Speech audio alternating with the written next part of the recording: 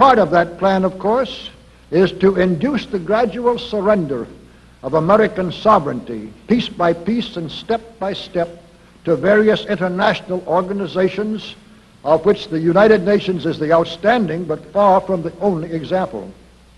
Now, here are the aims for the United States.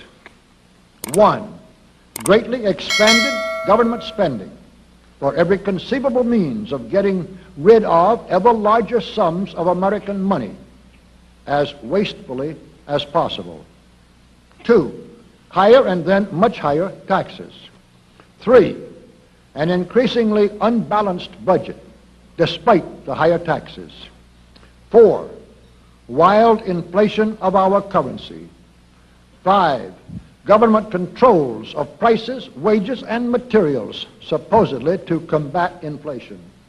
6, greatly increased socialistic controls over every operation of our economy and every activity of our daily lives.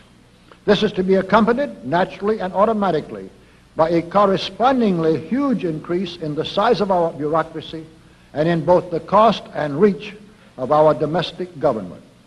7, far more centralization of power in Washington and the practical elimination of our state lines. There is a many-faceted drive at work to have our state lines eventually mean no more within the nation than our county lines do now within the states.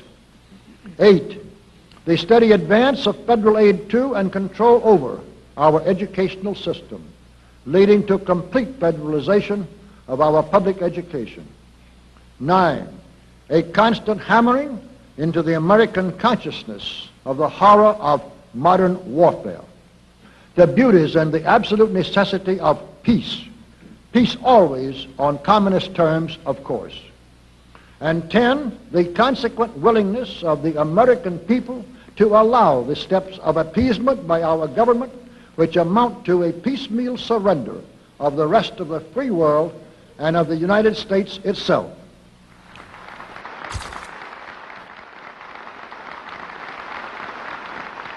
So brush the insider's dust out of your eyes, my friends, and the communist soap suds out of your brain, and ask yourselves in all honesty, what on earth is wrong with the United States simply minding its own business?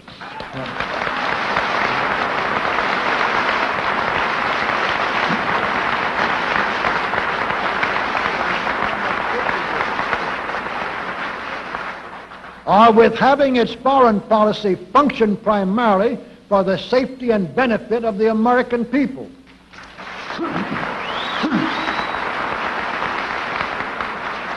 Which is exactly what we had done for the first 140 years of our existence as a nation, to the incredible advantage of ourselves and everybody else. Everybody, that is, except a numerically small clique of power-lusting conspirators who had somehow inflicted themselves on a gullible world.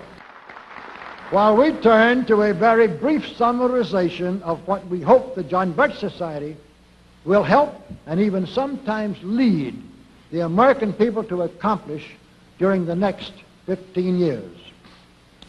1, our first and most important specific undertaking should be to restore the complete independence of the United States.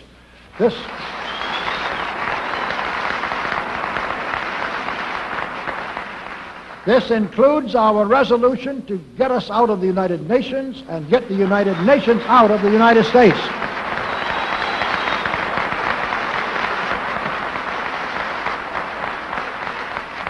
Two, we must once again make our money freely redeemable in gold at some realistic price.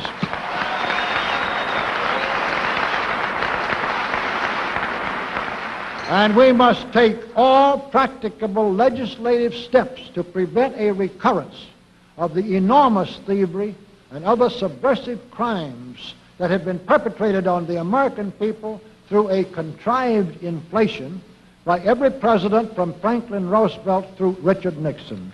3, we should reduce the number of government bureaus, of government civilian employees, and the whole quantity of government by at least 50%.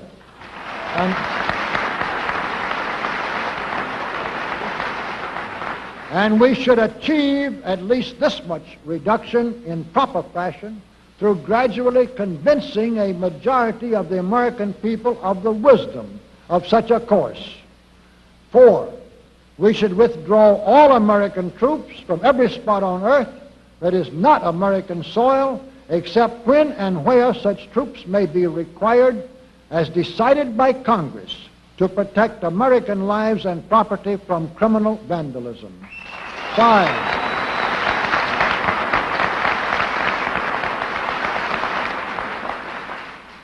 5, we should get government out of the areas and functions and activities where government does not belong. Again, all steps to this end should be taken gradually, but nevertheless just as rapidly as enough of the American people can be persuaded to support such progress. Any such achievement will require a truly massive educational force, but that's exactly what we hope to build during the next 15 years. We could go ahead for at least 100 numbered items, but the John Birch Society will undoubtedly be working on more than that many specific projects, which will be laid out in its bulletins before another 180 months will have rolled around. And all of these projects will fit into the general pattern indicated by the 5 major objectives listed above. So let's really wind up this marathon monologue with one final thought. None of us can guarantee anything about what the future will bring. Your speaker knows what a job we have before us to rid our country of the scourge of communism within the next few years, and then to go ahead on our constructive program so well that 15 years from now we shall already be entering an era of far less government, of a much sounder sense of responsibility, and, with God's help, of a better world. But I sincerely believe that it can be done, and this much I know. If every man and woman in this audience should leave here tonight feeling in his or her own mind and heart that it can and must be done, then it surely will be. And so, all of you patriots of good character, good conscience, and noble ideals, whom we can reach with the filmed version of this speech in 1,000 other audiences, it is with a great deal of confidence and energizing will to win that we invite you to join us in our epic undertaking. While to all of you great, wonderful friends in this present audience, I certainly extend my very deep thanks indeed for so much patience and attention. Thank you and good night.